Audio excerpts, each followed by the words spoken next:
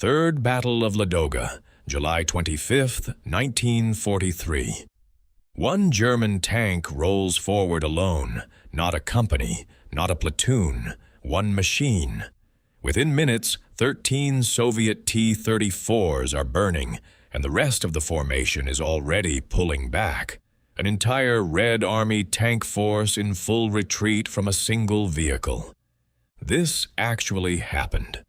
And to understand how one tank could do that to an army, you have to go back 2 years to a swamp outside Leningrad, where the Red Army first learned what a tiger was.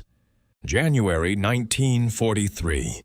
The siege of Leningrad grinds into its second winter. Somewhere in the marshland outside the city, a brand new German tank rushed into combat before its crews were even fully trained, gets stuck in the mud. It doesn't retreat. It doesn't get recovered. Inexperienced Tiger crews frequently blundered into impassable terrain and became stuck, and this premature deployment gifted the Red Army a fully functional Tiger when it became stuck in a marsh near Leningrad in January 1943. Here's the hinge. That single captured tank, hull number 250427, became the most valuable intelligence object on the entire Eastern Front. The model proved to be an invaluable resource for Soviet intelligence. Soviet engineers didn't just study it. They dismantled it, tested its armor against every gun in the Red Army's arsenal, and delivered a report that would terrify tank commanders for the next 2 years.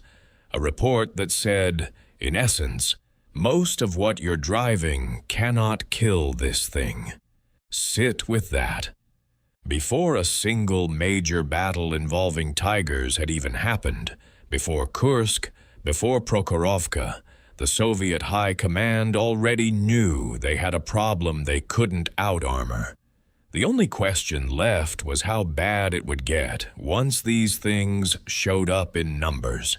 Here's the number that explains everything that follows.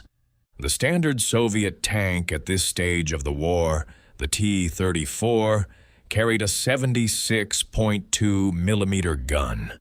The frontal armor of Tigers and Panthers was essentially impenetrable to that gun at any practical combat range. Meanwhile, the Tiger's own 88 millimeter cannon could identify, aim, and kill a T-34. From a distance, the Soviet crew couldn't even effectively return fire from. Do that math in your head.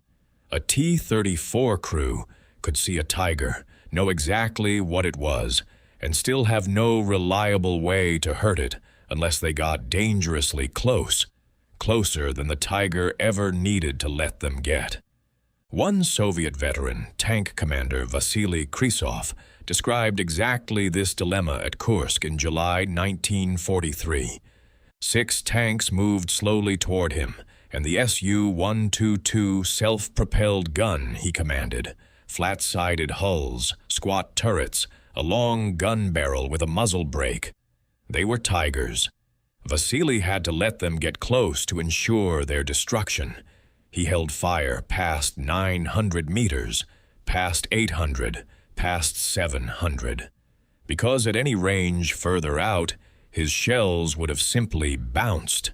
That's not fear. That's arithmetic. And when the math tells an entire army that engaging at normal range is suicide, retreating isn't cowardice, it's the only rational response available. Now here's where the story gets stranger, because the Tiger's reputation grew faster than the actual number of Tigers on the battlefield. There were never very many of them. In November 1942, German factories were turning out only 25 a month, and going into Kursk, the entire 4th Panzer Army had only 56 Tigers. Across the whole war, barely over 1,000 were built. And yet, Soviet tank crews frequently mistook regular Panzer IV tanks, the ones fitted with a longer gun and extra turret armor, for Tigers, which meant Soviet reports tended to overestimate the number of tigers employed by the German side. Every long-barreled silhouette on the horizon became a tiger in the retelling. The name had stopped describing a specific vehicle and had started describing a feeling. The feeling of being outgunned before the fight even started. One British military historian summed up why this matters more than most people assume. The tiger's ability to terrorize enemy troops tends to be somewhat exaggerated, and many stories of tankers refusing to engage tigers reflect different tactical doctrines rather than fear. But here's the part that doesn't get repeated as often. Even when it wasn't really a tiger, the retreat order still went out. The myth was doing damage independent of the machine. As one Soviet veteran later put it, capturing the whole psychology in a single line. When you're crouched in a slit trench, every tank looks like a tiger. But the myth needed real events to feed on, and the Eastern Front gave it plenty. Let's go through what actually happened, because the individual engagements explain why the reputation calcified into doctrine.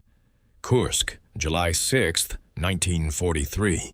The Red Army sends roughly 200 tanks of the 16th Tank Corps against the German 47th Panzer Corps. They run straight into the Tiger tanks of the 505th Heavy Tank Battalion.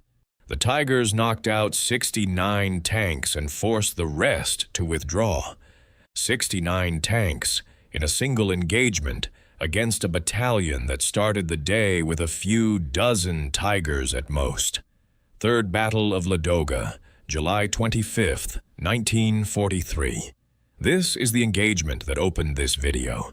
A single Tiger, alone, without support, engages a Soviet armored formation. It destroys 13 T-34s. Panic spreads through the rest of the column, and the formation retreats. One tank, 13 kills. An entire unit pulling back from a machine its own gunners couldn't touch at range. October 18, 1943, the Grossdeutschland Division. A lone Tiger, tank number C-33, gets swarmed, 40 Soviet tanks converging on one German vehicle. This should be the moment the odds finally catch up. Instead, the Tiger destroys 17 of them before the rest break off and flee. The tank takes heavy damage. The crew survives. It drives itself back to a repair depot under its own power. 17 against 1, and the 1 won. Here's the twist the textbooks tend to skip, because the story isn't as simple as Soviets ran, Germans dominated. The fear the Tiger generated eventually became something the Soviets learned to weaponize against Germany itself. By 1943, Soviet intelligence understood the Tiger's actual weaknesses in granular detail: the slow turret traverse, the mechanical fragility, the brutal fuel consumption. Commanders like Rotmistrov at Prokhorovka deliberately closed distance at speed, specifically to strip the Tiger of the one advantage that made it terrifying: range. Rotmistrov's tactic to close at high speed disrupted the control and coordination of Soviet tank formations, but also neutralized the Tiger's long-range firepower advantage by forcing chaotic, close-quarters fighting. The retreat order, in other words, was never permanent doctrine. It was a first contact reflex from crews who hadn't yet learned the machine's limits. Once Soviet command understood exactly how many Tigers actually existed, and exactly how mechanically fragile they were underneath the frightening armor, the order changed from fall back to close the distance and gang up.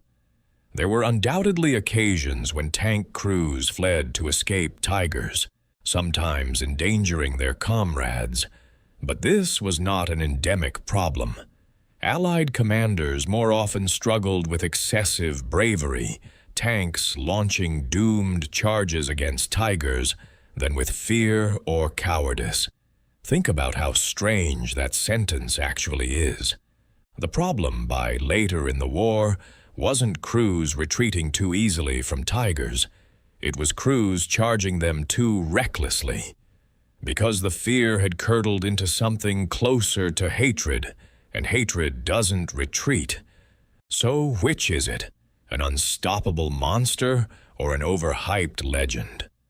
The uncomfortable answer is both, depending entirely on which part of the tank you're looking at. The gun and the frontal armor were genuinely, mathematically dominant.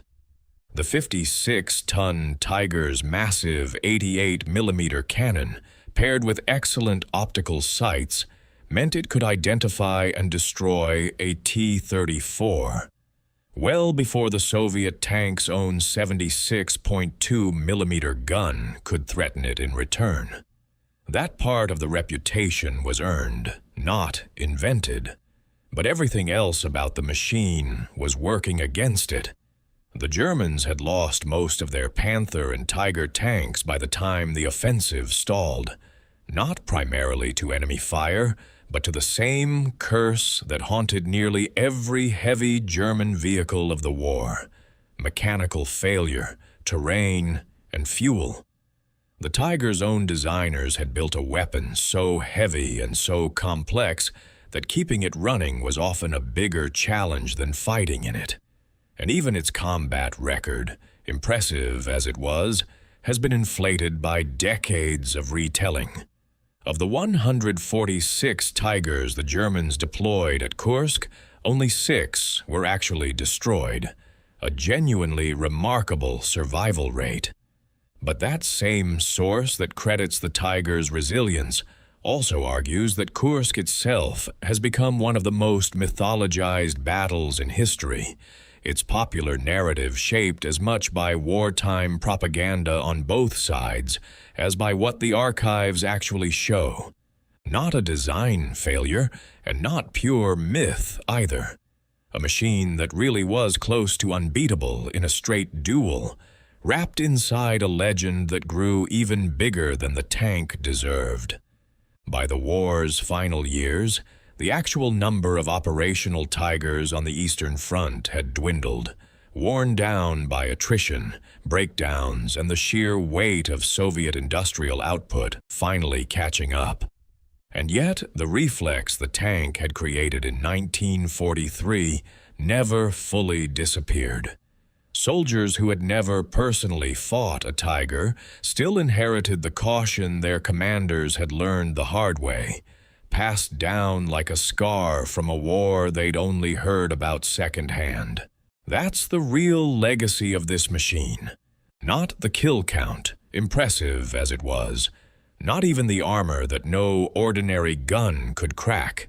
It's the fact that for a period in the middle of the war, the mere word Tiger, true or mistaken, real sighting or panicked misidentification, was enough to make trained soldiers pull back their own tanks without firing a shot. Go back one more time to that single tank at Ladoga, alone in the open, 13 kills, and an army in retreat behind it. That moment wasn't really about steel or engineering. It was about what happens to human judgment under a threat that seems to break the normal rules of the battlefield. A threat where the rulebook says you should be able to fight back, and the reality says you can't. The Tiger was never invincible. It broke down constantly, drank fuel no one could spare, and by the war's end was rare enough that most Soviet soldiers who feared it had never actually seen one up close. But for 2 critical years, it didn't need to be everywhere. It only needed to exist somewhere, in enough places, often enough, that the fear could do the rest of the work on its own. It was never the tank that won those retreats. It was what the tank made men believe about themselves. If you want to see what happened when the Red Army finally built something specifically to answer this fear, A gun so overbuilt, it could kill a tiger from angles the Germans thought were safe. That's the story of the ISU-152, and it's next.